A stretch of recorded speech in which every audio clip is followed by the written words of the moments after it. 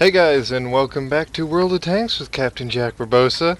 Today I am going to show you one of the more ridiculous games in my T-29 that I...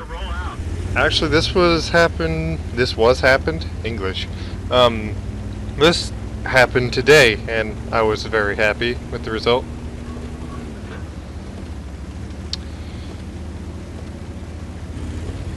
As you can see, it's dream matchmaking. It's only me and another T-29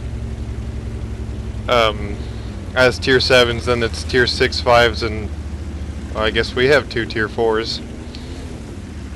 And of course, going to the regular spot on the map, up on the little hill, and duking it out there with, I'm pretty sure, the T-29 and most of the heavies.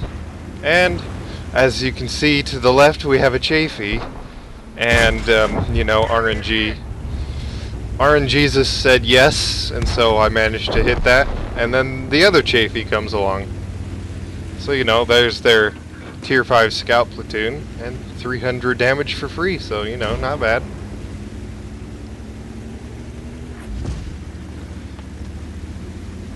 Oh, and there's their KV-85. And I have no fear of him because I'm hull down in a T-29, and he bounced anyway, so it doesn't matter. And now I see the Chafee is backing up too much, so I jockey for position and I go too far back, but I picked him up anyway. So that's both of the light tanks I've managed to put a shot into, and I know that the A43 is up there, so I'm turning to see if I can get a shot at him, and he puts one into me and I missed, but there's their T-29, and we're starting to get a little bit flanked, and there's their KV-2, and the KV-2 just derps the T-1 heavy, and now I notice the T-29 is overcommitted, so I put a lucky shot into him. And now he's kind of hesitant right now, and I'm trying to get a shot on the KV-2 and just see what I can do right now. Basically, I'm just trying to hold both of these flanks back, and it's kind of difficult. Now I notice the KV-2 gets shot, so I know the KV-1's gonna push, and so I sit here and wait for the shot, and there it is. And then since I fire, the T-29's coming around, so swing that turret around and bounce the shot. And since he's fired, blow his tracks off, and then back up and reload. But he uses a repair kit, so unfortunately we don't get to pick him up. And now the KV-1 is down, and the Churchill gets knocked out, so I am going to have to push this T-29 or I will die. And I pick him up, and now, thankfully the Stug kills the KV-85, so I only have one tank behind me and one tank in front of me. Unfortunately, the one tank in front of me is the KV-2, and the one tank behind me is their best player. So I'm just going to rush the KV-2. He gets a decent hit into me, but it won't. Now he's reloading, it won't save him. I was hoping I could ram him to death, but didn't do any ram damage. And finish him off and turn around for the T-25, who puts a couple rounds into me. And then I managed to get by this wall, and my only thought here was back up and get hull down. And at this point, he's lost the fight. He knows it. And cheeky use of auto aim to snap that shot in, and then the Wolverine pops up in front of me, and the Wolverine gets taken out by the Hellcat, thankfully. So, as well as the A43 around this corner, and I was really worried about him outflanking me, but he's running away now, which is good. I am not mad. And at this point, we've picked up 3,000 damage and 4 kills for, what, 800 or so of our health? Yeah, around 800 of our health.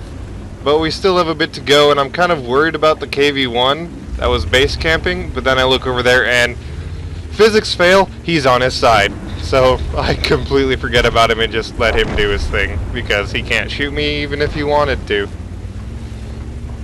And right now, I thought the A43 was going to go in that bush and try and spot me. He may have spotted me right there, but I have no idea.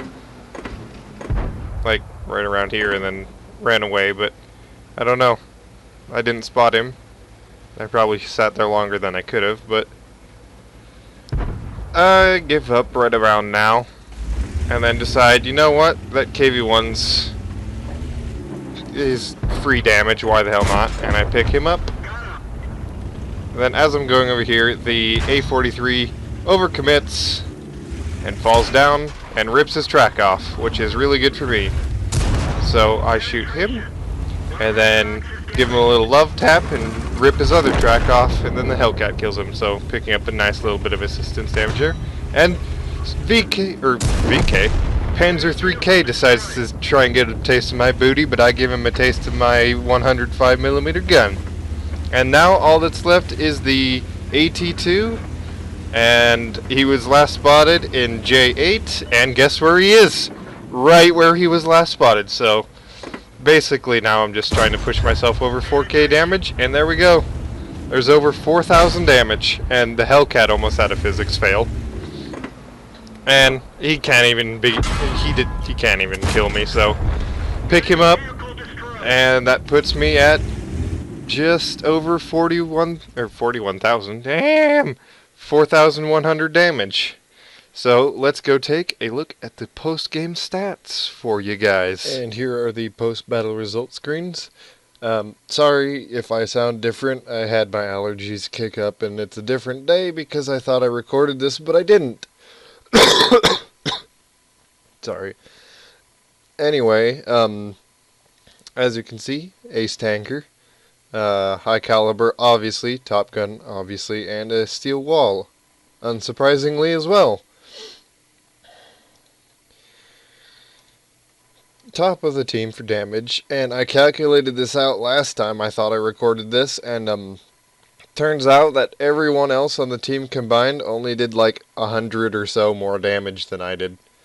Anyway, 1615 base XP, 17 shots fired, 16 hits, 16 pens.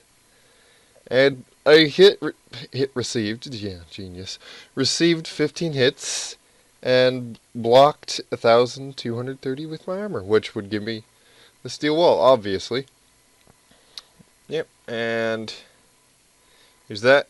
And yes, the 10,000 credits right here is highly inflated because it was the 4th of July Freedom Weekend, you know. Happy colonists. Oh my god, I cannot speak. I'm sorry, guys. Treason Day and all that stuff. So it was a ×5, and then I had a 100% booster on, which gave me that, which was a nice little dose of experience. Anyway, I hope you enjoyed the replay as much as I enjoyed playing it, and I will catch you guys next time.